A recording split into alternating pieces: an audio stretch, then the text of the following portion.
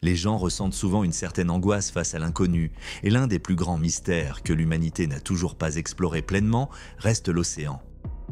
L'océan abrite une variété de formes de vie primitives capables de tuer en un instant, mais rares, ils sont les créatures qui inspirent autant de terreur chez les humains que les requins. Les requins sont parmi les plus anciens prédateurs des océans du monde. Ils sont restés inchangés, parfaitement adaptés et aussi affamés que jamais. La férocité d'un requin provoqué est une force de la nature en soi, quelque chose qu'Emma Ferguson allait découvrir lors d'une rencontre fatale avec un requin bulldog agacé dans son aquarium local. Histoire 1. Emma Ferguson, une étudiante en ingénierie à Columbus dans l'Ohio, avait pour projet de changer d'université une fois son programme de pré-ingénierie terminé. Depuis toujours, elle rêvait de devenir biologiste marine, mais des problèmes personnels l'en avaient empêchée. Elle avait donc suivi le conseil de ses parents en choisissant la deuxième meilleure option selon eux, l'ingénierie. Bien qu'elle apprécie ses cours et réussisse sans difficulté ses examens finaux, elle ne se sent pas épanouie dans cette voie. Elle n'était pas la fille la plus populaire, mais elle avait un groupe d'amis proches qui préféraient passer leur temps à l'intérieur à jouer à Dungeons et Dragons ou aux jeux vidéo. L'un de ses amis, Marco, travaillait dans un zoo près de leur ville et invitait souvent ses amis à venir après les heures d'ouverture pour profiter des animaux sans être dérangés par la foule. Un jour, Marco invita Emma et une autre amie, May, à visiter le zoo tard dans la nuit, car ils installaient 2 nouvelles expositions dans l'aquarium, un bassin à requins et une enceinte pour les phoques. Emma et May sautèrent sur l'occasion, trouvant l'idée excitante, et ils retrouvèrent Marco au zoo la nuit suivante.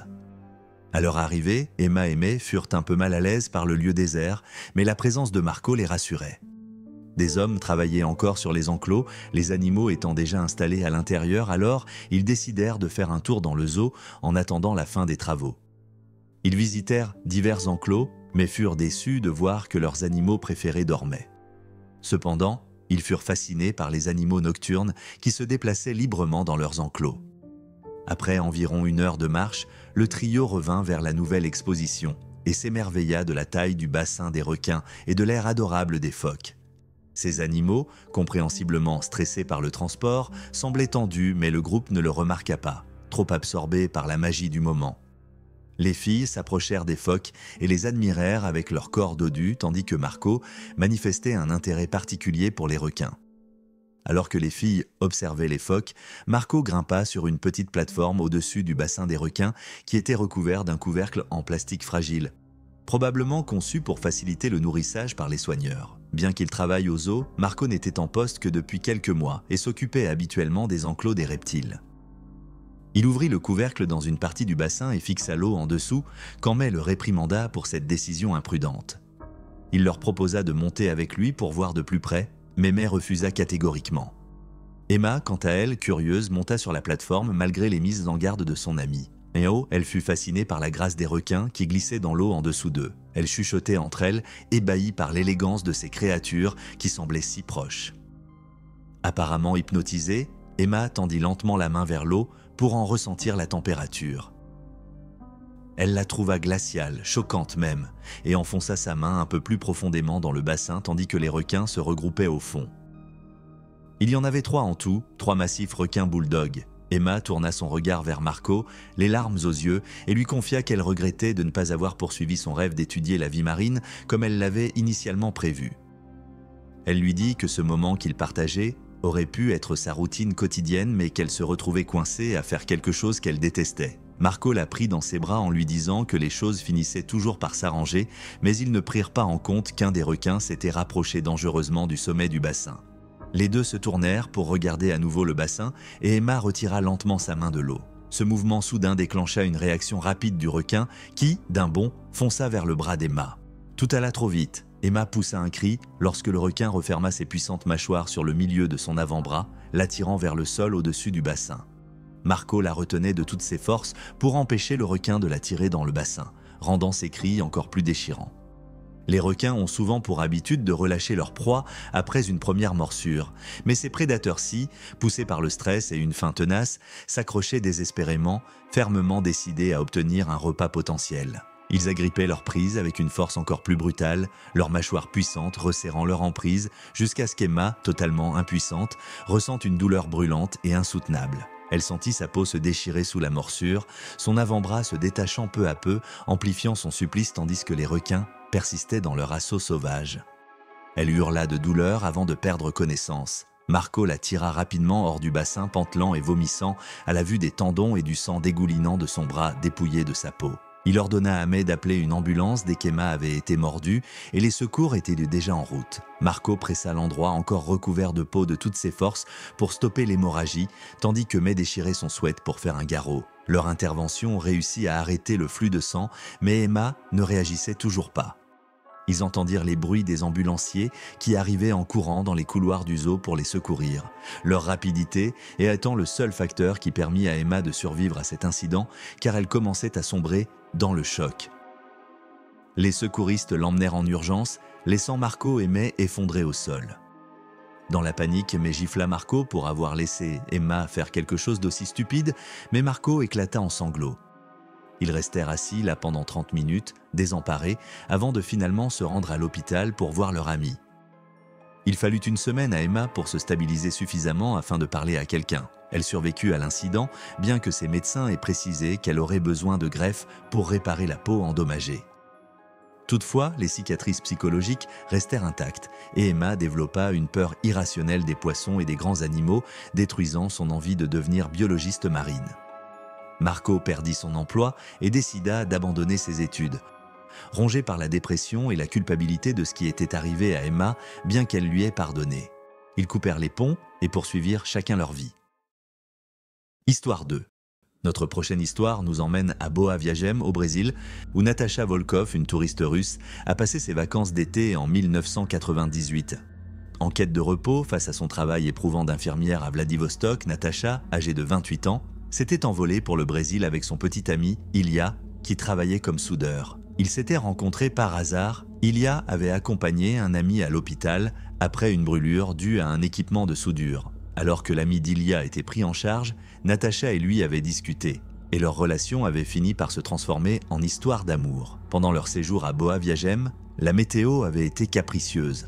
Durant les 4 premiers jours de leur semaine de vacances, il avait plu abondamment, rendant les sorties assez désagréables. Ils se contentaient alors de visiter des restaurants et de se détendre à l'intérieur, profitant de moments de calme loin de la pluie. Toutefois, les 3 derniers jours de leur séjour apportèrent une amélioration. Le ciel s'éclaircit, les températures montèrent et le soleil illumina les journées, offrant ainsi à Natasha et Ilya l'occasion d'aller enfin à la plage. Natasha était impatiente de profiter de la plage et Ilya partageait son enthousiasme. À peine arrivée, Natasha remarqua un vendeur proposant des matelas flottants et décida d'en acheter un pour se prélasser sur l'eau toute la journée. Ilya l'aida à gonfler le matelas puis choisit de se détendre à l'ombre, un livre à la main avant d'aller se promener et boire une bière. En entrant dans l'eau, Natasha sentit la fraîcheur de la mer car il était encore tôt, aux alentours de 9 h du matin. Le couple, désireux de maximiser leur temps à la plage, avait décidé d'y aller dès l'ouverture. Allongée sur son matelas, Natasha savourait un pur moment de bonheur.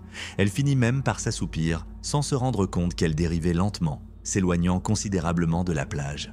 À son réveil, elle fut éblouie par la lumière intense du soleil qui se reflétait sur l'eau et réalisa qu'elle s'était éloignée de plusieurs centaines de mètres du rivage. Après une brève montée de panique, elle se rassura en se disant qu'elle pourrait pagayer pour retourner au rivage en utilisant ses bras. Elle décida même de profiter encore un peu de ce moment, appréciant la chaleur agréable du soleil sur son dos. C'est à ce moment précis que les choses prirent une tournure dramatique pour Natasha Volkov.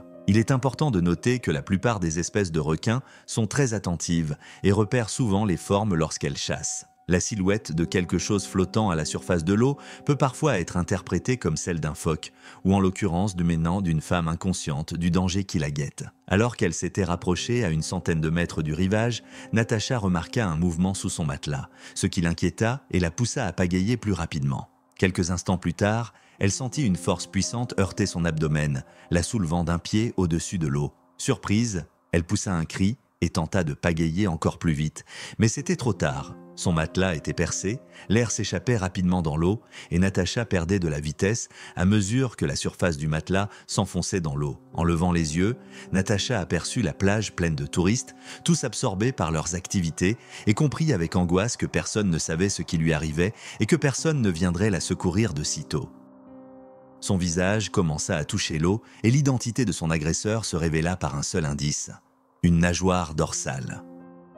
Elle aperçut le requin bulldog passer rapidement non loin d'elle, avant de s'éloigner légèrement, et elle se mit à se débattre et à hurler en nageant vers le rivage de toutes ses forces. Quelques personnes finirent par la remarquer et pointèrent Natacha du doigt, attirant l'attention du sauveteur sur la plage qui se précipita dans sa direction. Elle se trouvait encore à environ 70 mètres du rivage, mais elle fut soudainement ralentie par une douleur atroce sur le côté droit. Le requin était revenu et l'avait de nouveau percuté. La peau rugueuse de l'animal entailla Natacha, la faisant saigner dans l'eau, et bien qu'il n'y eût qu'une petite quantité de sang, cela suffit pour attirer davantage le prédateur. Quelques secondes plus tard, Natacha sentit une douleur fulgurante. Le requin venait de mordre sa cuisse juste au-dessus du genou, l'entraînant sous l'eau avec une force terrifiante.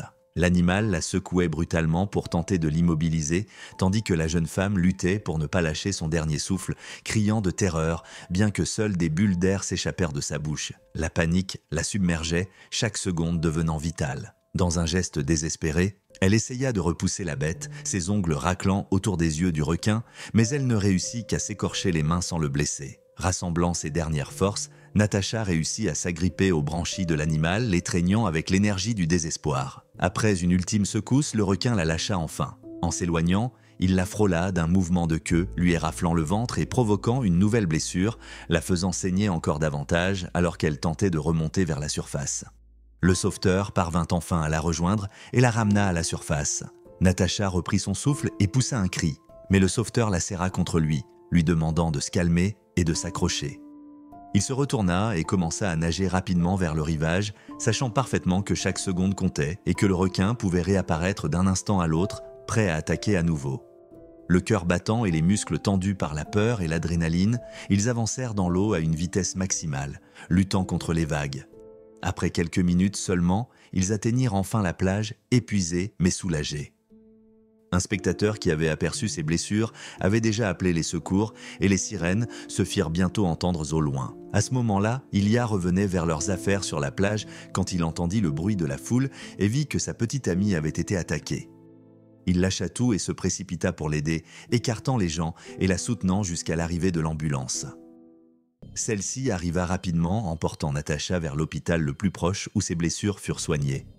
Il fallut plusieurs heures pour stabiliser son état, après quoi Ilia s'excusa sans cesse de ne pas avoir été là pour la protéger du monstre marin.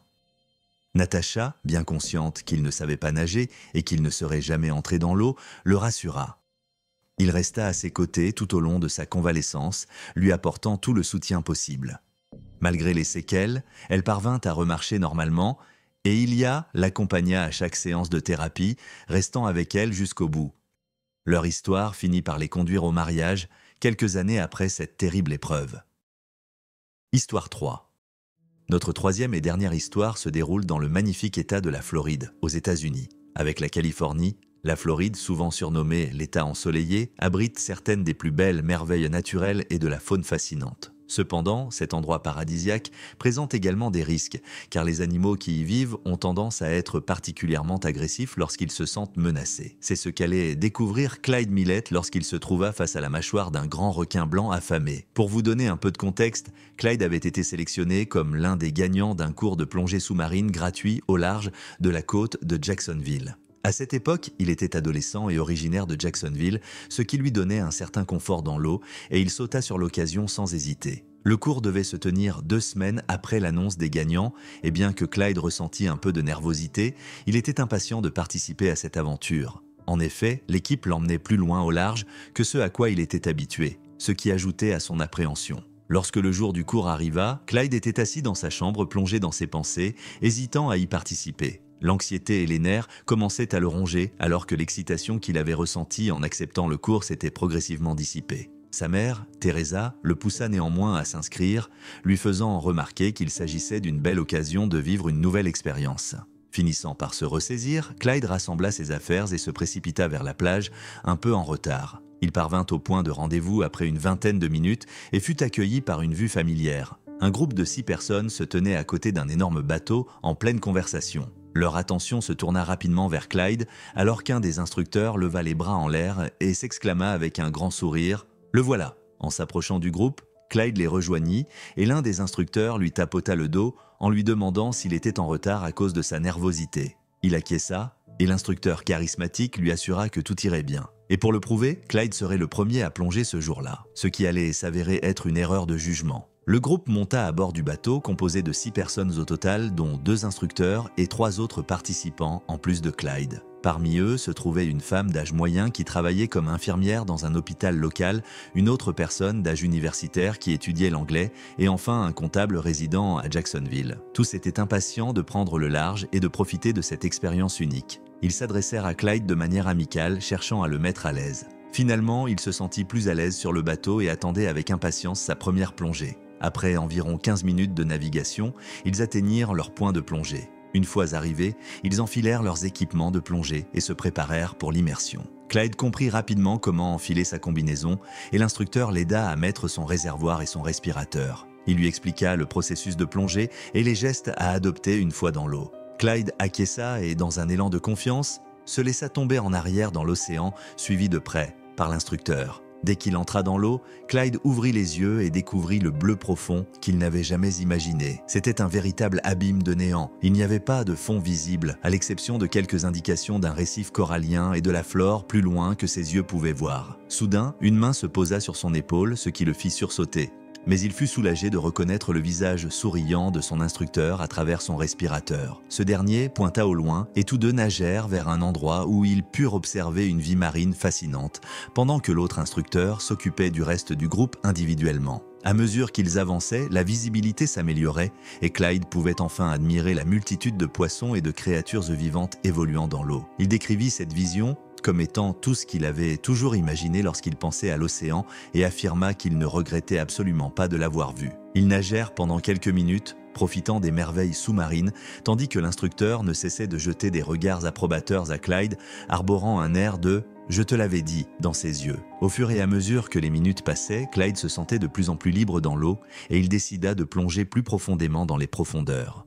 L'instructeur le suivait, intrigué par la confiance nouvellement acquise de Clyde.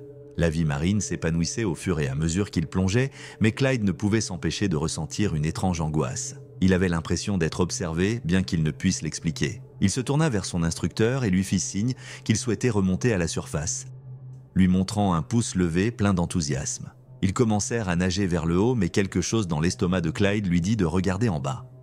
Là, il aperçut un immense requin qui nageait à travers les algues, droit vers eux. En un éclair, Clyde donna un coup de pied vers le haut, heurtant son instructeur dans les côtes, puis il pointa vers le bas, ses yeux s'écarquillant d'effroi. Il agrippa fermement son instructeur sous le bras, et tous deux se mirent à battre des jambes vers la surface avec force. Clyde n'osa pas se retourner tant qu'il ne ressentit pas la déformation de l'eau autour de lui. Le requin les avait rattrapés. En un instant, le requin mordit dans la jambe de Clyde avec toute sa puissance. Dans sa panique, il laissa échapper son respirateur et tenta de crier, mais sa grimace fit glisser son masque, le plongeant dans le noir. Il était désormais aveugle, sans air, et entraîné sous l'eau, tandis que la douleur brûlante dans ses jambes le submergeait. Cependant, cette douleur s'estompa rapidement, car les requins ont souvent tendance à saisir leur proie, puis à relâcher pour infliger plusieurs morsures. L'instructeur, qui venait juste de les rattraper, vit le requin relâcher Clyde avant de filer à toute vitesse à travers l'eau. Il tira Clyde par le bras, et tous deux battirent des jambes en direction de la surface, se laissant une traînée de sang derrière eux. Le bateau se rapprochait de plus en plus. Ils parvinrent finalement à émerger et Clyde inspira profondément une grande goulée d'air mêlée d'eau salée qu'il recracha en toussant. Il attrapa les mains de l'autre instructeur qui venait juste de terminer de faire monter le reste du groupe à bord. Il s'effondra sur le pont du bateau, hurlant de douleur alors que les os brisés et les tendons sectionnés de ses jambes se déplaçaient, ne tenant ensemble que par la peau de ses membres inférieurs. L'infirmière à bord tenta de le soigner avec une trousse de premier secours,